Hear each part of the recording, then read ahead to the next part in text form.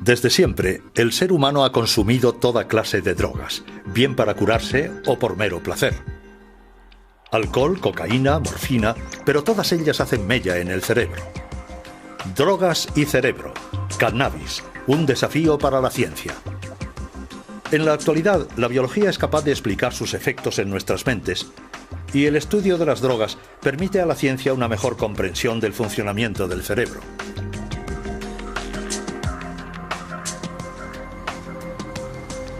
El cannabis es la droga más consumida del mundo. Para los científicos, el cannabis se ha convertido en una herramienta de exploración del cerebro, un utensilio tan inesperado como apreciado.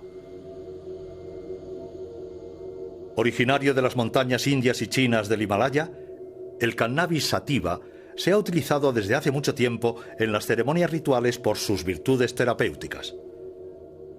Marruecos es el primer productor mundial con 2.300 toneladas anuales. El cannabis se fuma bajo la forma de hojas secas, llamada marihuana, hierba o grifa, o bien en forma de resina o hachís, y el kif, un polvo del polen que se extrae golpeando la planta, una técnica tradicional en Marruecos.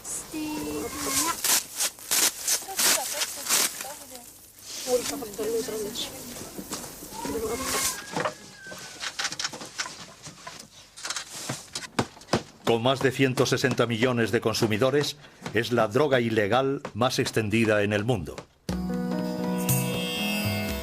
Sin embargo, el estudio del cannabis ha permitido a científicos como Daniele Piomelli descubrir un sistema esencial en el funcionamiento del cerebro, un sistema del que nadie sabía de su existencia hace unos años. Obviamente sabemos mucho más que hace 10 años, pero aún se nos escapan elementos fundamentales. No sé calcularlo. No puedo estimar un porcentaje. Pero lo que puedo decir es que estamos estudiando el cannabis donde lo dejamos hace quizá 30 años, con los transmisores analógicos como la serotonina o la dopamina. Creo que hemos llegado a un punto maravilloso en el que estamos empezando a apreciar lo importante que es el sistema. Tanto que es algo que nos entusiasma. Pero realmente no tenemos un pleno conocimiento de este sistema. Sin las ratas y los ratones, jamás hubiéramos podido estudiar los efectos de las drogas. Comparten un gran número de sus genes con nosotros y las drogas desencadenan las mismas tempestades en sus cerebros. De hecho, la humanidad entera tiene una deuda moral con estos pequeños animales.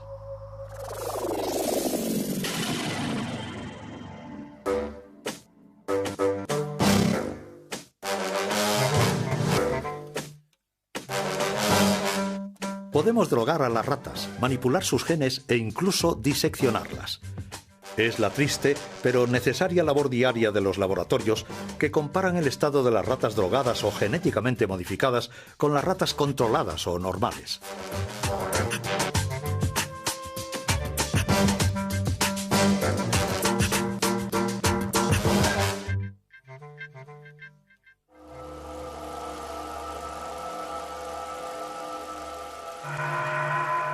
Como todas las drogas, el cannabis, visto aquí al microscopio electrónico, actúa pirateando el sistema de comunicación del cerebro.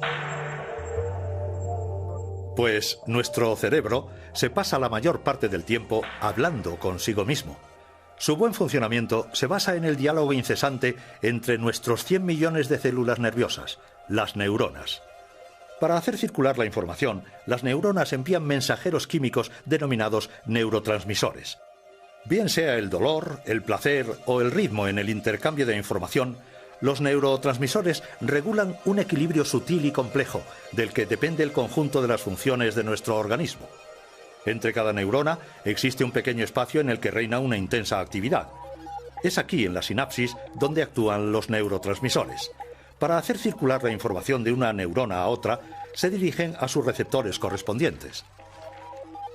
A principios de los años 90, unos investigadores descubrieron que el cannabis se aloja dentro de ciertos receptores. Lo que esto quiere decir es que nuestro cerebro fabrica moléculas que se parecen al cannabis. Estas moléculas y sus receptores forman lo que expertos como Rafael Maldonado denominan el sistema cannabinoide endógeno, así llamado porque se encuentra en el interior de nuestro organismo. Desde la década de los 80 sabíamos que, en efecto, existen unos receptores específicos. Es decir, nuestro cerebro, nuestro organismo, está preparado para recibir estas moléculas, para recibir los cannabinoides. Nuestro organismo tiene unos receptores, unas proteínas concretas para fijar estos cannabinoides. Su función no es sentir los efectos del hachís o de la marihuana en absoluto. Es porque poseemos también un sistema cannabinoide endógeno. Para tener una idea de la importancia de este sistema cannabinoide endógeno, creo que hay que decir primero que la cantidad de receptores cannabinoides es mucho más importante que la cantidad de receptores para cualquier otro neurotransmisor clásico. Esta cantidad de receptores ha dejado perplejos a los investigadores. En ciertas zonas del cerebro, su número es hasta 12 veces superior al de los receptores de la dopamina.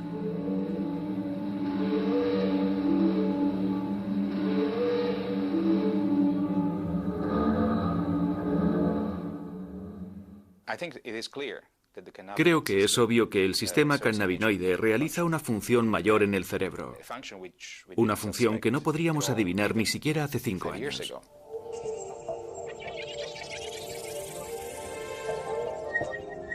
Dentro del cerebro, este sistema actúa sobre todo en el cerebelo, que rige la coordinación de los movimientos, en el tronco cerebral, que regula las funciones vitales, y en el estriato, el hipocampo y la amígdala, responsables respectivamente de los movimientos reflejos, de la memoria y de la ansiedad.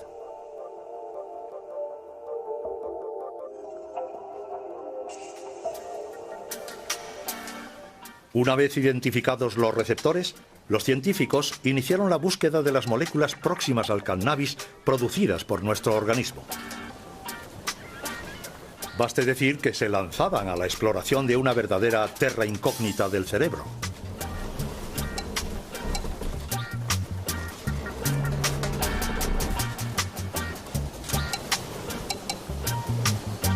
En 1992 consiguieron aislar la primera molécula cannabinoide, la anandamina. Su nombre proviene de la palabra ananda, que significa felicidad en lengua sánscrita. Le siguieron otras 4, pero algunos piensan que quizás existe una docena en total.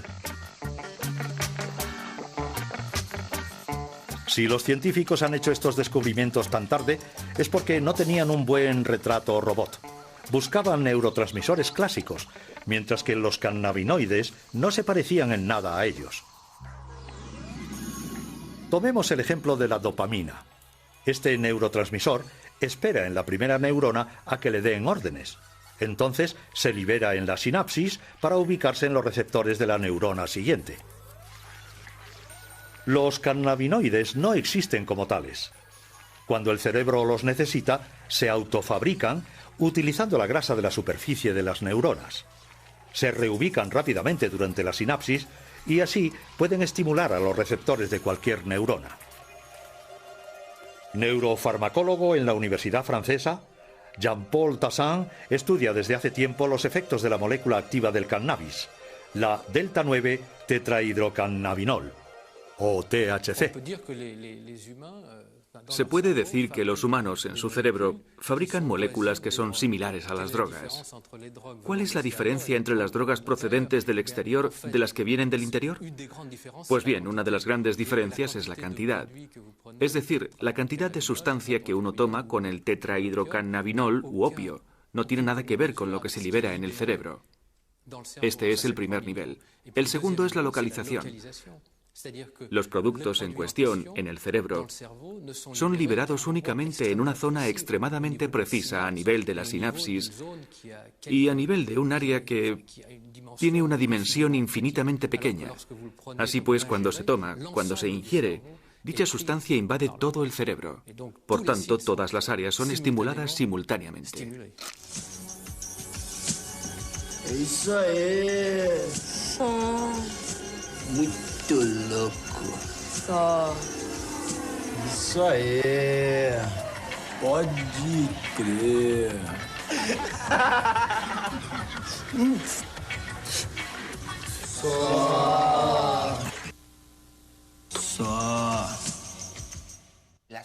Lo único que va a hacer un porro va a ser inducir una activación del sistema cannabinoide endógeno.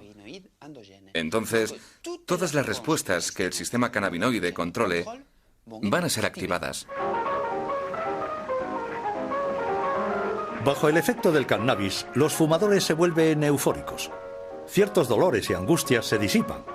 La sensibilidad a los colores y a los sonidos se acentúa. El recuerdo de acontecimientos recientes es menor. Los movimientos se ralentizan. Se estimula el apetito. Efectos cuya intensidad es menor en comparación a la cocaína o la heroína y que le valen al cannabis el apelativo de droga blanda. No provoca un efecto físico serio, algo muy importante en el cannabis que hace que la gente diga que consumirlo no es tan grave. Lo que sí existe es un efecto psicotrópico, pero para nada dramático. Así que puede haber defensores del cannabis de la misma forma que puede haber detractores del cannabis. Por eso es un debate perfectamente controvertido. Es un tema ideal para no ponerse de acuerdo. Uno puede estar en un lado u otro y prácticamente los dos puntos de vista tienen algo de razón.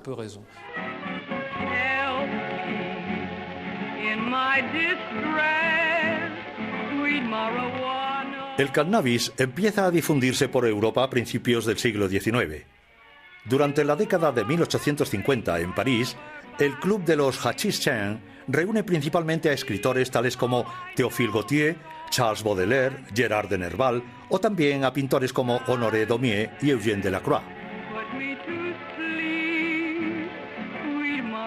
El consumo popular del cannabis comienza verdaderamente a principios del siglo pasado en Estados Unidos y en su vecino México.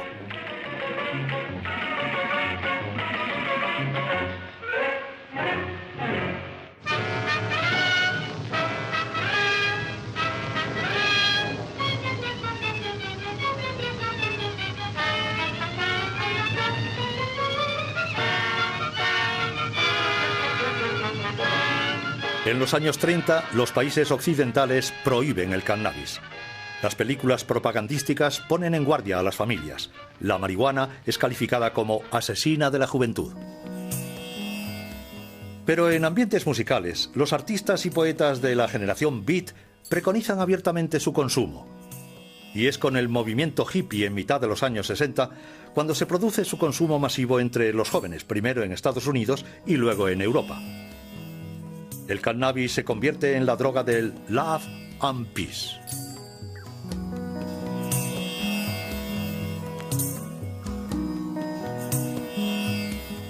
La dope, sur la dope, stone et tout. La plupart des trucs me rendent vraiment triste, ça. Le pied, la planète, il n'y a plus que ça. Pourquoi tu fumes, toi? Tu fumes, toi, tu fumes, toi, tu fumes, toi, tu fumes, toi, tu fumes, toi, tu fumes, toi. A finales de los años 60, las canciones de Bob Marley y el movimiento Rasta reivindican el uso de la gancha, el nombre jamaicano de la marihuana.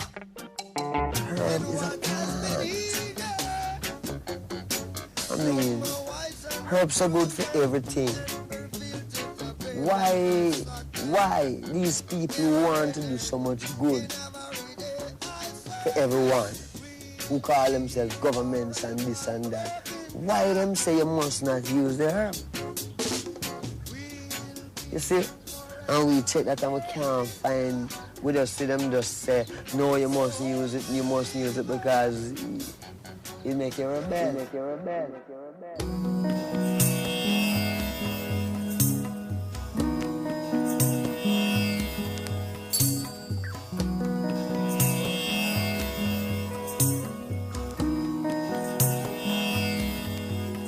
Se estima que el 4% de la población mundial fuma cannabis. Con el fin de conocer mejor este fenómeno, el ministro de Sanidad alemán encargó a Dieter Kleiber entrevistar a unos 1.500 consumidores.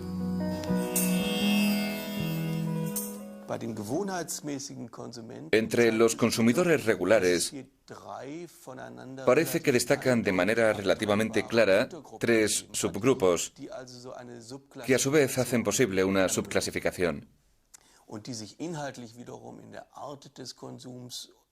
En primer lugar, hay un grupo que se denomina los consumidores individuales, que consumen cannabis para relajarse tras una jornada de trabajo, la mayor parte del tiempo solos, escuchando música, leyendo, etc. Este primer grupo se distingue perfectamente de los que se denominan los consumidores de tiempo libre, que lo consumen con bastante frecuencia, como por ejemplo en fiestas, en discotecas, pero únicamente en compañía de otras personas y nunca cuando están solos. Pero el grupo más interesante era el tercero, aquellos llamados consumidores crónicos y de larga duración. Estos no solamente han comenzado a edades muy precoces, sino que también son generalmente más jóvenes, y su tasa de dependencia es la más elevada, en torno a un 28%. En conclusión, pensamos que la dependencia en los consumidores de cannabis puede tomar la forma de una adicción crónica. Sin embargo, si comparamos las cifras, es algo bastante excepcional porque concierne a un 1 o un 2% del conjunto del grupo de consumidores de cannabis. Y sobre todo a este grupo, ya vulnerable de por sí, que ha conocido con anterioridad problemas de adaptación, problemas psíquicos.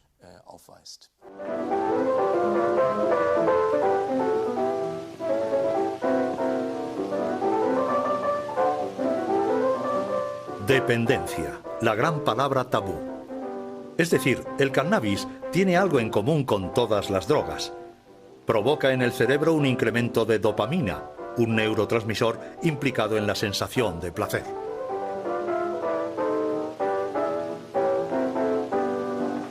Oh, Jimmy, you're wonderful. You're just finding that out.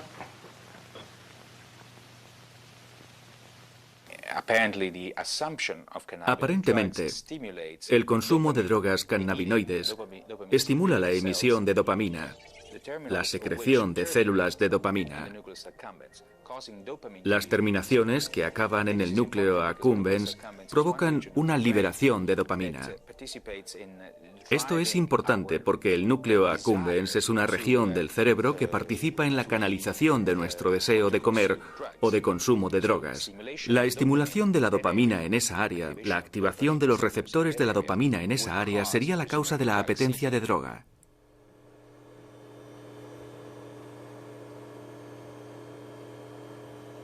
En su laboratorio, Rafael Maldonado pone a prueba las propiedades vigorizantes del cannabis en los ratones.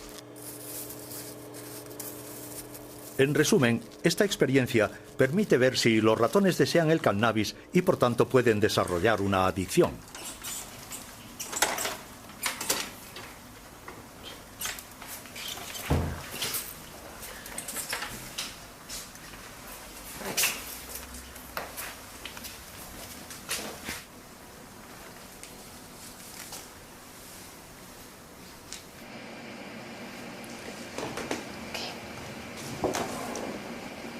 Este es el paradigma de condicionamiento de plaza, donde tenemos un compartimento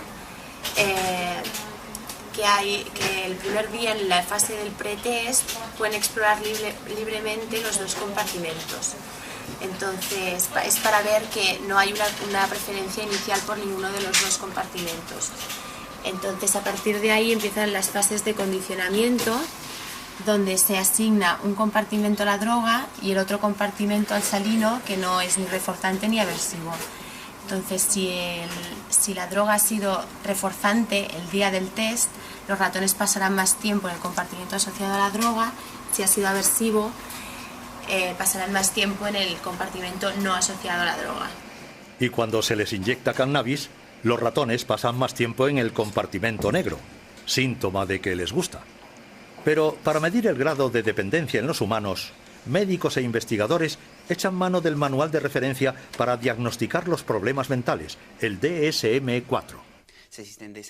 Este sistema, el DSM-4, permite definir los criterios para afirmar que una persona tiene un cuadro de ansiedad, un cuadro depresivo, de esquizofrenia o una adicción. Se trata de criterios. Si se utiliza de forma bastante estricta este sistema, podremos decir que sí, que el cannabis entra dentro de los criterios para inducir a una dependencia. Pero si analizamos el cannabis desde el punto de vista de la dependencia física, la cosa está clara. No, el cannabis, el consumo humano del cannabis, no induce a una dependencia física en el sentido de que abandonar su consumo arrastre problemas físicos o psíquicos importantes. No implica una dependencia física, pero obviamente puede llevar a un consumo abusivo y a una pérdida del control de su consumo. Sí, sí. Solo los fumadores crónicos son los que padecen síntomas psíquicos cuando dejan el cannabis. Estos signos deben de ser debidos a modificaciones en los receptores cannabinoides, modificaciones al parecer reversibles. Si uno ha fumado durante muchos años grandes dosis de marihuana y bajo ese estado uno deja de repente de hacerlo, semanas después o incluso meses después de dejarla, mostrará estos síntomas: depresión, ansiedad, pérdida de apetito e irritabilidad. La irritabilidad es un signo inequívoco. Es bastante interesante. Existen estudios que muestran que si se le administra a esta gente un poco de THC, simplemente un poco del principio activo, no la droga, o sea, la marihuana, con un poco de THC, el principio activo, desaparecen la casi totalidad de los síntomas.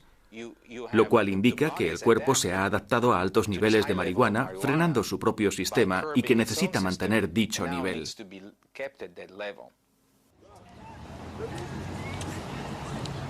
Un número creciente de fumadores con problemas solicita ayuda médica.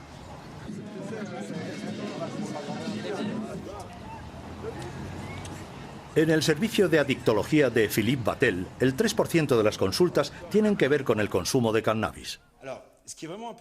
Lo que es verdaderamente importante con el cannabis es llegar a hacer un diagnóstico de la adicción de manera muy precisa. Y esto es a menudo complejo. Porque si en otros productos existe una correlación muy clara entre la cantidad consumida y el nivel de dependencia o de riesgo, con el cannabis no conseguimos, por razones diversas, determinar esta relación. Por motivos elementales, es muy raro que los sujetos sepan exactamente qué tipo de sustancia están consumiendo, aun teniendo un suministrador fijo. La cantidad de THC en estas sustancias es extremadamente variable. Smoke, Mary? Thanks. Are you sure Jimmy will be back soon? Sure, any minute.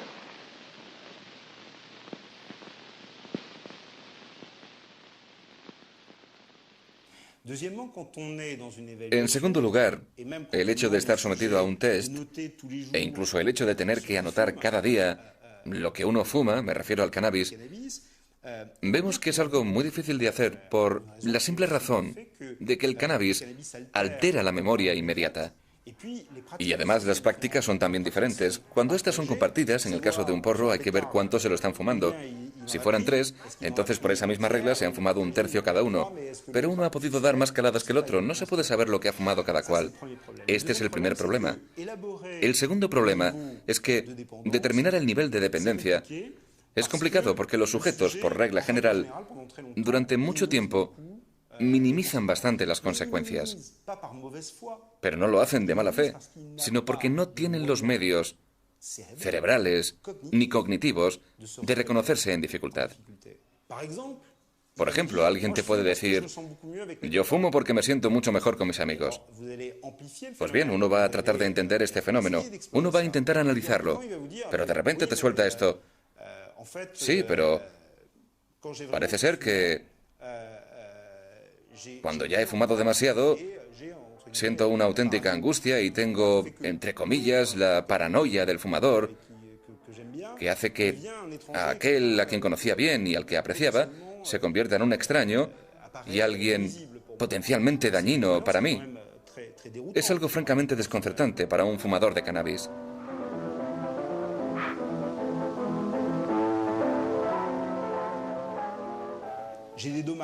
Soy consciente, dicen, de los problemas relacionados con el consumo de esta sustancia. Estos inconvenientes son los que me empujan a tomar la decisión de dejarlo. Vemos entonces al sujeto ante un gran dilema. ¿Continuaré igual o podré dejarlo? Inicialmente va a optar por la parte negativa, y una vez que la balanza se haya inclinado hacia ese lado, entonces le ayudaremos en su decisión. Desde hace varios años, en Europa, el consumo de cannabis está en constante aumento entre los jóvenes. En Estados Unidos, 1 de cada 5 jóvenes ha fumado alguna vez un porro. Según Daniele Piomelli, este consumo precoz del cannabis podría tener consecuencias nefastas en sus también jóvenes cerebros. Los adolescentes se asemejan a los adultos en muchos aspectos. Son tan altos como un adulto, algunos ya tienen barba, llevan una vida sexual, tienen todo lo de un adulto, pero hay algo que los adultos suelen perder: la curiosidad, una gran apertura a todas las cosas, un interés intelectual hacia todo. Y la razón de esto es porque los sistemas del cerebro implicados, como por ejemplo el sistema de la dopamina en los procesos de búsqueda, en los comportamientos indagadores, en la curiosidad, estos sistemas se desarrollan más tarde en la vida, concretamente hacia esta edad. Por tanto, si se empiezan a activar estos sistemas de forma inapropiada durante su etapa de desarrollo, el tipo de problemas generados más tarde en la vida pueden ser considerables. Now, the object is to get all that smoke into your lungs and as much as you can and hold it just for as long as you can. George, I really don't want to. Now, come on. It won't hurt to try. Take it. You can never tell if marijuana will hurt you. It is inconsistent and unpredictable. Some grass may be weak and some very strong. And each person will react differently to the same batch. No, you'll get better. What's the effect on it? Well, just take a few more totes off this and you can find out. Keep going. Oh, come on. Most pot smokers feel compelled to turn others on and will exert pressure on their closest friends. Anyone who does not share his fascination of getting stoned is an outsider. Evidentemente, aquellos que consuman cannabis van a ser en principio los jóvenes que están en su etapa adolescente, que están a punto de sufrir una modificación, de forjar su personalidad en función de su entorno. El hecho de fumar cannabis les va a permitir, durante el tiempo que dure, guardar una cierta distancia respecto a esta obligación, que no es sino la de adaptarse a un ambiente y en afianzar su personalidad. Pues bien, esto puede ser una ventaja si se hace de forma moderada, porque esto le permite relajarse, entre comillas. Pero si se consume de manera regular, entonces esta confrontación, que es obligatoria si uno quiere convertirse en adulto, es rechazada, y además de eso es deformada por el cannabis. Yeah. The whole summer. At a critical time when young people must make decisions that will shape their future, the people who become dependent upon marijuana are dependent on an escape that makes the unreal seem beautiful and the reality of life seem unnecessary. No. Dad, wake up. Come on, Dad. No time to cry. Creo que si hubiera que poner un límite, ese límite sería a partir del momento en el que un adolescente empieza a fumar por las mañanas, es decir, al inicio, al comienzo del día, que es cuando va a hacer frente a los hechos cotidianos. A partir de ese momento, podemos decir que existe, tal vez, un riesgo al que hay que prestar atención. Failing this, the next tragedy may be that of your daughter, or your son, or yours, or yours, or yours.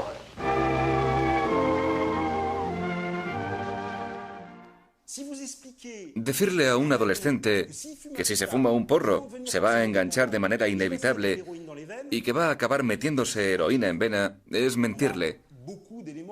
Hay varios elementos para demostrar que no es así. Si se establece un canal de comunicación para disuadirle de fumar eso, no solo no lo va a hacer, sino que probablemente va a tener un efecto contrario.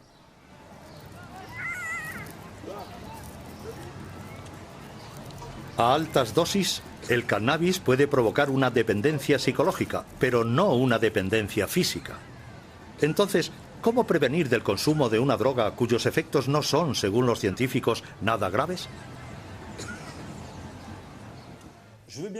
Yo quiero que se pongan medios contra el cannabis, y es necesario hacerlo. Pero hay que hacerlo, uno, con prudencia, y dos, teniendo en cuenta el hecho de que el 50% de los adolescentes lo consumen. No hay un 50% de adolescentes que tienen un gran problema con el cannabis. Eso no es cierto. Y si nos lo quieren hacer creer, puede ser muy peligroso. Pues jamás se conseguirían, en una esfera pública, mensajes de prevención efectivos. Por nada del mundo hay que mentirle al individuo, al sujeto al cual va dirigido, exponiendo datos científicos que sean falsos.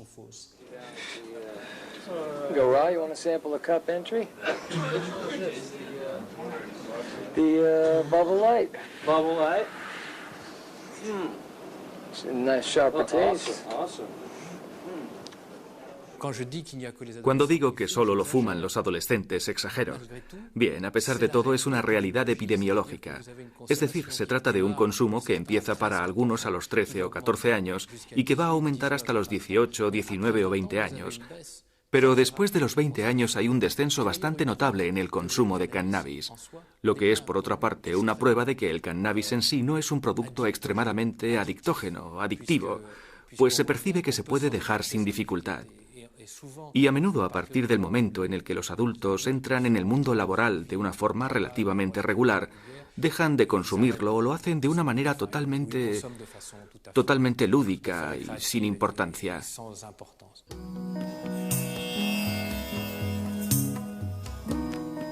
En la mayor parte de los países está prohibido el consumo y el cultivo del cannabis. Los más permisivos sancionan solamente su cultivo.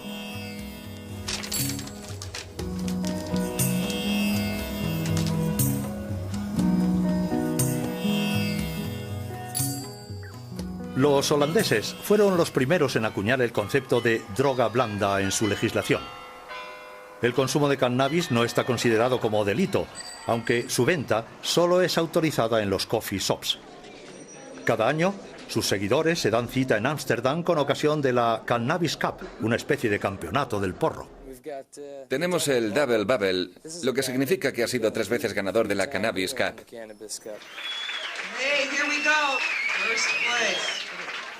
Este es de gran calidad. Se le llama primera cosecha. Es como el vino, un hachís con solera.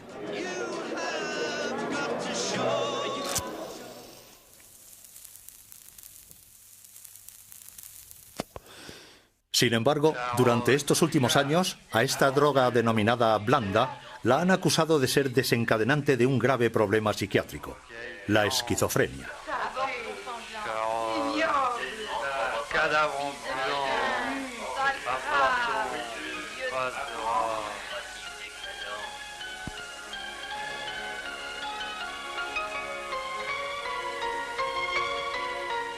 Esta enfermedad se hace patente justamente al final de la adolescencia o al inicio de la edad adulta. Se traduce en una pérdida de contacto con la realidad, una desintegración de la personalidad o alucinaciones. Cuando vemos a individuos que tienen un cuadro esquizofrénico y una adicción al cannabis, al retomar cronológicamente su historial, nos damos cuenta de que, incluso antes del cannabis, existían ya pequeños elementos que eran signos precoces, en los cuales los psiquiatras han aprendido a reconocer problemas de índole psicótica en la evolución del sujeto.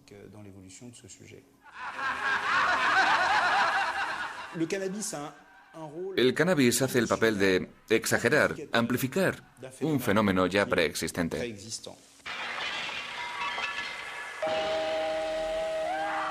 Parece que se ha descubierto al revés el problema de la esquizofrenia y del cannabis. En efecto, los esquizofrénicos son particularmente predispuestos a la toxicomanía. Además de sus problemas de alcohol y tabaco, muchos consumen cannabis. Sí, Los esquizofrénicos consumen mucho cannabis por razones que, por otra parte, han sido bien estudiadas y que son el hecho de que eso les permite encontrar una sensación, si no de euforia, al menos de placer. Sabemos que uno de los síntomas deficitarios de la esquizofrenia es la pérdida de esta capacidad de sentir el placer. El cannabis les permite conseguirlo farmacológicamente.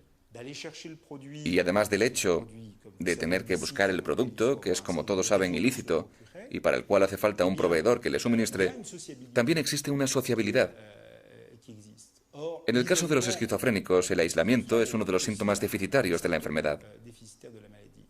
Por tanto, de una manera evidentemente demasiado esquemática, podemos deducir que el consumo de cannabis por parte de un esquizofrénico tiene unos efectos benéficos que luchan contra su propia enfermedad. Los esquizofrénicos hacen en cierto sentido un uso terapéutico del cannabis. Nos encontramos ante una dificultad mayúscula cuando abordamos la cuestión de esta droga. Ilegal en la mayor parte de los países, el cannabis posee unas propiedades terapéuticas bien conocidas.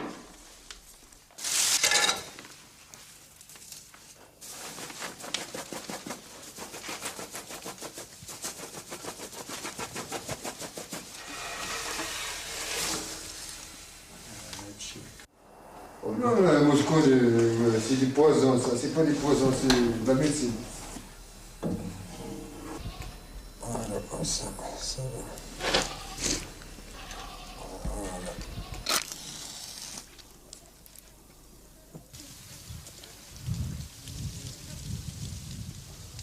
El kiff mejor que el tabaco. Y siempre, 50 años, yo fumar kiff. El hachís debe trabajarse con cuidado, artesanalmente, para no perjudicar a la salud. De otra manera, la gente fumaría un kiff puro a lo largo de sus vidas y gozarían de buena salud. Por otra parte, países como Suiza autorizan su uso médico y, por tanto, su cultivo.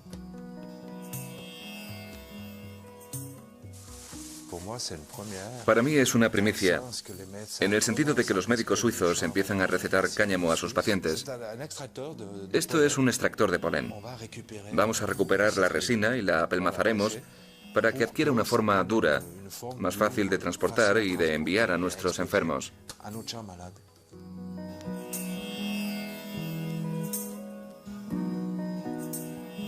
Una clínica en Berna trata a enfermos de esclerosis múltiple con unas cápsulas compuestas de cannabis. Nos ayuda a conciliar mejor el sueño. Para la noche es algo que me parece fenomenal. También para relajarnos un poco. Porque algunas mañanas a veces en ciertas ocasiones, resulta un poco duro. Y bueno, la alternativa a este tratamiento es a base de una medicación muy fuerte que provoca efectos secundarios bastante notables. Yo diría que se hacen notar. Por esta razón ya no he vuelto a probar la otra medicación contra los temblores, los espasmos o los calambres, porque los efectos secundarios eran realmente muy fuertes, demasiado fuertes para mí. Por eso dejé de tomarla, mientras que con esto ahora no noto ningún efecto secundario. El uso del cannabis con fines médicos está permitido, por ejemplo, en Suiza. Allí existen 300 plantaciones de marihuana, pero solo 40 son legales.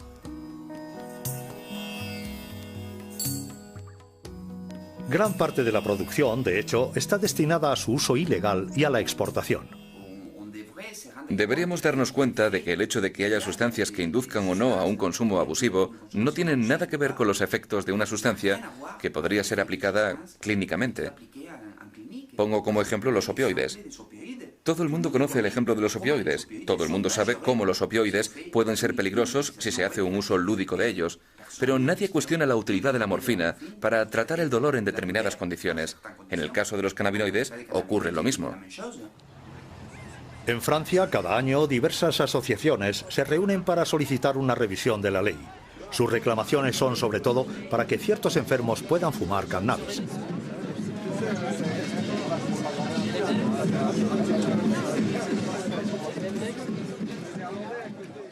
Estoy bajo triterapia. Tiene unos efectos secundarios que son difíciles de soportar. Me he dado cuenta de que el uso del cannabis me permitiría atenuar esos efectos secundarios. No concibo que alguien me impida hacerlo. Los mensajes de la sanidad pública deben ser prudentes y bien adaptados. Si tienes un paciente que padece un cáncer terminal y necesita marihuana, creo que sería poco ético impedir a ese paciente que la consuma por razones políticas. En Canadá, Australia y Europa, los enfermos de SIDA o de cáncer han conseguido cambiar la ley y han obtenido el derecho a fumar porros con el fin de aliviar sus dolores y sus náuseas. La marihuana es una droga. Produce unos efectos que uno no puede pedir a la gente que los tolere en la vida diaria. Uno no querría un analgésico que al tomarlo cada día provocara pérdida de memoria. Esa persona sería un desastre en su trabajo. O que estuviera eufórico todo el tiempo sería un problema para sus compañeros de trabajo. Bom, seu Alfredo, Ana Elisa, queria aproveitar o momento para pedir em casamento a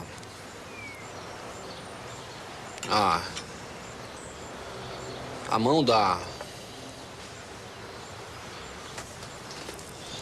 Ai. Natália. Natália. A maconha mata de vergonha. No vamos a discutir si es peligroso o no el consumo lúdico del cannabis. Ese no es el asunto. Lo importante es que el sistema cannabinoide endógeno es un área ideal para investigar nuevos medicamentos. Creo que el dolor es una de las áreas en las cuales la investigación cannabinoide podría tener más impacto. El problema es conseguir un analgésico a partir de los endocannabinoides, de la biología cannabinoide, que no produzca efectos secundarios, que no produzca euforia, los problemas de desorientación de la memoria que produce el THC.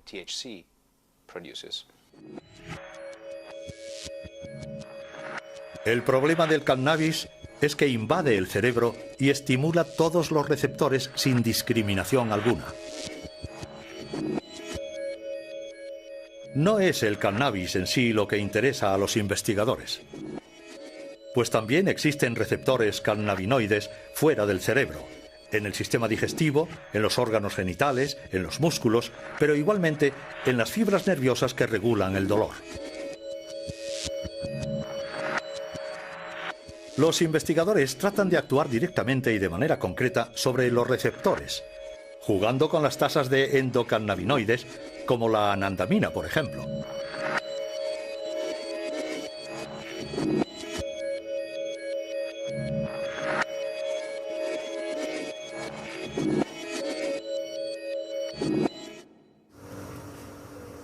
Daniele Piomelli ha desarrollado un medicamento antidolor que actúa sobre los receptores a nivel local. Para testar su eficacia, ha tenido que practicar una ligadura en el nervio ciático de unas ratas de laboratorio. Esta rata no ha recibido ningún tratamiento. Con un dolor intenso apenas puede moverse.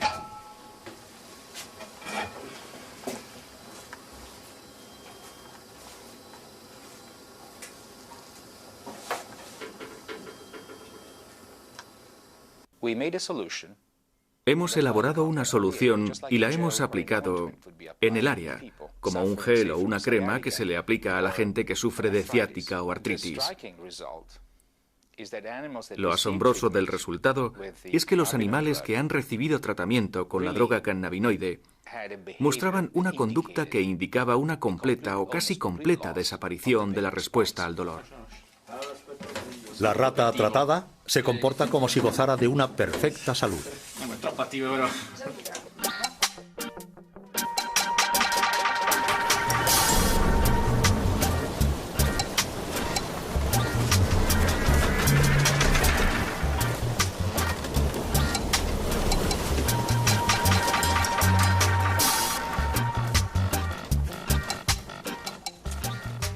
Este tipo de crema podría tratar dolores que ningún medicamento consigue aliviar hoy día. Es el caso de los dolores crónicos debidos a la diabetes, a lesiones en el sistema nervioso o incluso a la amputación de un miembro. Pero la investigación del sistema cannabinoide permite desarrollar aplicaciones todavía más sorprendentes que el tratamiento del dolor.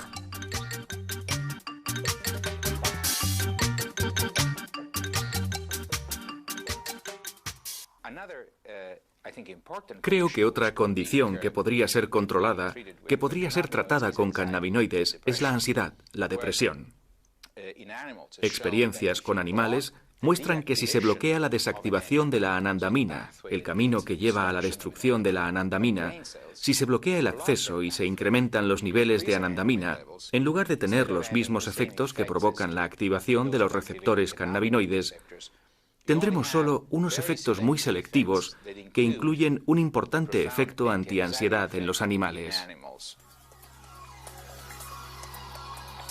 Una vez que la anandamina ha cumplido su misión en la sinapsis, retorna a la neurona.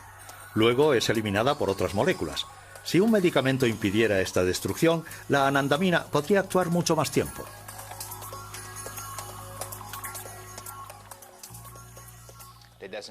Esto no quiere decir que vaya a funcionar en las personas de la misma manera, pero ya es un paso, y ya podemos desarrollar nuevos componentes que con suerte nos lleven a dar con medicamentos contra la ansiedad en humanos.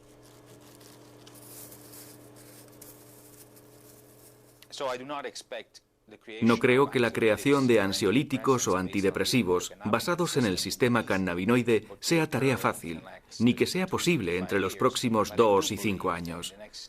Pero creo que entre los próximos 10 o 20 años, medicamentos para tratar problemas neuropsiquiátricos y basados en el sistema endocannabinoide se utilizarán a gran escala.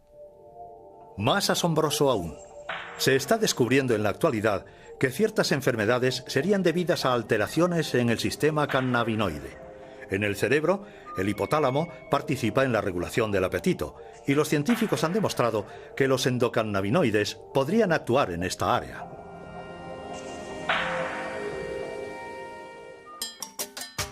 Esta propiedad puede servir para combatir la obesidad. Una compañía farmacéutica está a punto de sacar al mercado un nuevo tratamiento contra la obesidad inspirado en la ciencia del cannabis.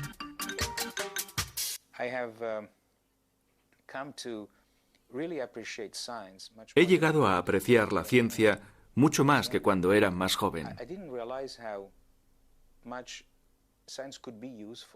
No era consciente de lo útil que podía ser la ciencia para todos hasta que me involucré en ella, en el mundo de la ciencia, y formé parte de ella.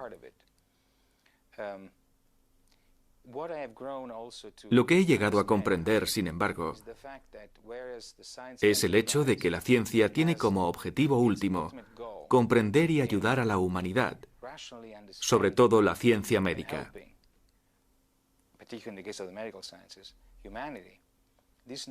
Estos conocimientos deben ser transmitidos al gran público, deben hacerse comunes, porque si no fuera así, no existiría la conciencia política, pues sin conciencia política, todos los descubrimientos realizados en los laboratorios no serían transformados en decisiones de salud pública, decisiones a fin de cuentas importantes. Durante largo tiempo, tergiversado por argumentos puramente políticos, el debate acerca del cannabis no puede prescindir de los datos científicos. El trabajo de los laboratorios, aún poco conocido para el gran público, podría modificar profundamente nuestros prejuicios contra el cannabis. Los científicos realizan progresos espectaculares en la comprensión de los efectos del cannabis. Y el hecho de poder descifrar nuestra mecánica cerebral abre unas perspectivas inéditas en los tratamientos médicos futuros. Se ha iniciado una auténtica revolución biológica para los investigadores.